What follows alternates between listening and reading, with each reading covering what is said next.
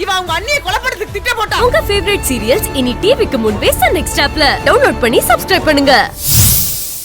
ஆனா இவர் பெரிய தியாகி மாதிரி சண்முக வாத்தியாருன்னா ரொம்ப நல்ல வாத்தியார்னு பேரை வாங்கிட்டு ஊருக்குள்ள சீனை போட்டு திரியிறாரு.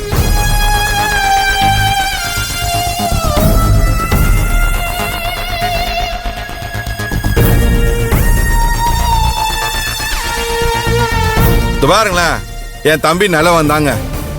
இப்ப ஆபீஸ்ல லஞ்சம் வாங்கி மாட்டிட்டானா அது காரணம் யாரு? தோ இங்க நிக்கிறாரு பெரிய மனுஷன், இவர்தான்.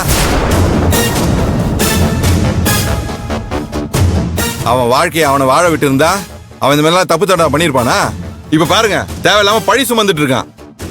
எல்லாம் இந்த ஆளோட பாவத்தினாலதான். போதும், நிறுத்துறீங்களா? கண்ணே வேணாங்க மாமா, என்ன மன்னிச்சிருங்க மாமா, என்ன தடுக்காதீங்க. இப்போ நான் பேசலனா இதுக்கப்புறம் வாழ்க்கையில எவ்வளவு பேசினாலும் அதுக்கு எந்த அர்த்தமும் இல்லாம போயிடும். இந்த குடும்பத்தோட மூத்தவரே, நரம்பு இல்லாத நாக்குதான்னு இஷ்டத்துக்கு என்ன வேணாலும் பேசலான்னு பேசிட்டு இருக்காதீங்க. எது பேசுறதா இருந்தாலும் உண்மைய பேசணும். நான் உண்மையை மட்டும் தாண்டி பேசுறேன். அப்படியா? இந்த குடும்பத்திலேயே உங்களுக்கு ரொம்ப பிடிச்சது உங்க அம்மா தானே? நான் இப்ப சொல்றதெல்லாம் உண்மைதான்னு அவங்க தலையில அடிச்சு சத்தியம் பண்ணிட்டு நான் கேக்குற கேள்விக்கு பதில் சொல்லுங்க. அப்ப சொல்லுங்க, நீங்க உண்மையதான் சொல்றீங்க, நான் நம்புறேன்.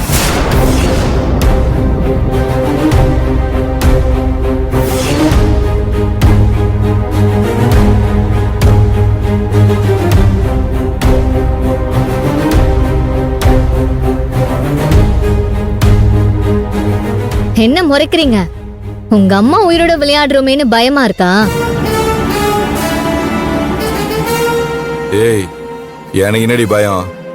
நான் இப்பவே அம்மா தலையில சத்தியம் போடுறேன்டி.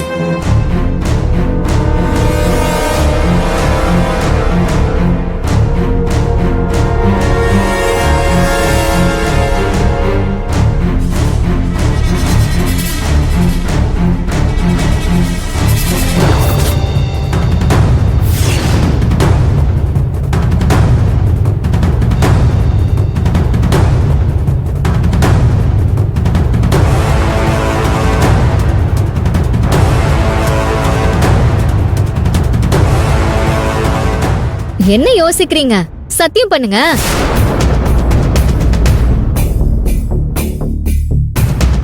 நல்ல வேளை தப்பிச்சேண்டா சாமி. ஏய் பொடோகாரி, நீ சொன்னதுக்காகவே என் அம்மா தலையில அச்சு நான் சத்தியம் பண்ண மாட்டேன்டி. அப்படி உன் பேச்சை கேட்டு நான் பண்ணனா அது எனக்கு தான் அவமானம். நான் இன்னும் இவ்வளவு நேரம் பொய் சொல்லிட்டு இருந்தா மாதிரியும் உன் சத்தியத்துக்கு கட்டுப்பட்டு நான் இன்னும் உண்மை சொன்ன மாதிரி ஆயிடும். அப்புறம் இங்க நிக்கிற என் ஊர்க்காரங்களாம் என்ன நினைப்பாங்க?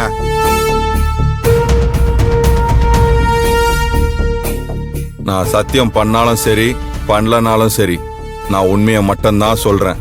இத நீ நம்பினா நம்பு, நம்பாட்டி கிளம்பி போய்கிட்டே இரு. சத்தியம் பண்றதுக்கு பயந்துட்டு நீங்க சமாளிக்கிறதே தெரியுது உங்க லட்சணம் என்னன்னு. இப்படிப்பட்ட நீங்க உண்மையை மட்டுமே பேசி நேர்மையா வாழ்ந்துட்டு இருக்கிற ஏன் மாமாவ நாக்கு மேல பல்ல போட்டு கேள்வி கேக்குறீங்களா? உங்களுக்கு அதுக்கு என்ன யோகிதை இருக்கு? ஏய், சும்மா கத்தாதீங்க.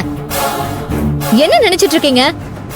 யாரு சுயநலவாதி, யாரு தியாகி மாதிரி சீனை போட்டுட்டு இருக்கா? என் மாமாவை பத்தி உங்களுக்கு என்ன தெரியும்? இன்னைக்கு இந்த வீடு ஆலமரமா நின்னுட்டு இருக்குன்னா இந்த வேரை தாங்கி புடிச்சிட்டு இருக்கிறது என் மாமா, அவரோட மனசு.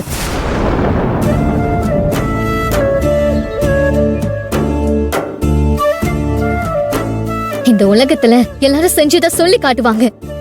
ஏன் பெத்த அம்மா கூட தன் புள்ள கிட்ட நான் உன்னை அப்படி வளர்த்தேன், இப்படி வளர்த்தேன், அப்படி பாத்துக்கிட்டேன், இப்படி பாத்துக்கிட்டேன்னு சொல்லி சொல்லி காட்டுவாங்க. ஆனா தான் செஞ்சதை எதையுமே சொல்லி காட்டாம கடைசி வரைக்கும் செஞ்சுட்டே இருக்கிறது அப்பா மட்டும்தான். அப்படிப்பட்ட ஒரு அப்பாவாதான் என் மாமா உங்களுக்கு இருந்திருக்காரு. தான் பொண்ணுக்கு ஒரே ஒரு தடவை குச்சி முட்டாயும் குருவி ரொட்டியும் வாங்கி தந்ததையே பெரிய சாதனையா சொல்லிட்டு இருக்கிற ஒரு மோசமான அப்பா இருக்கிற இதே இடத்துலதான் இந்த உலகத்துல இருக்கிற எதை வேணாலும் வாங்கி கொடுக்கிற ஒரு நல்ல அப்பாவா என் மாமாவும் இருக்காரு.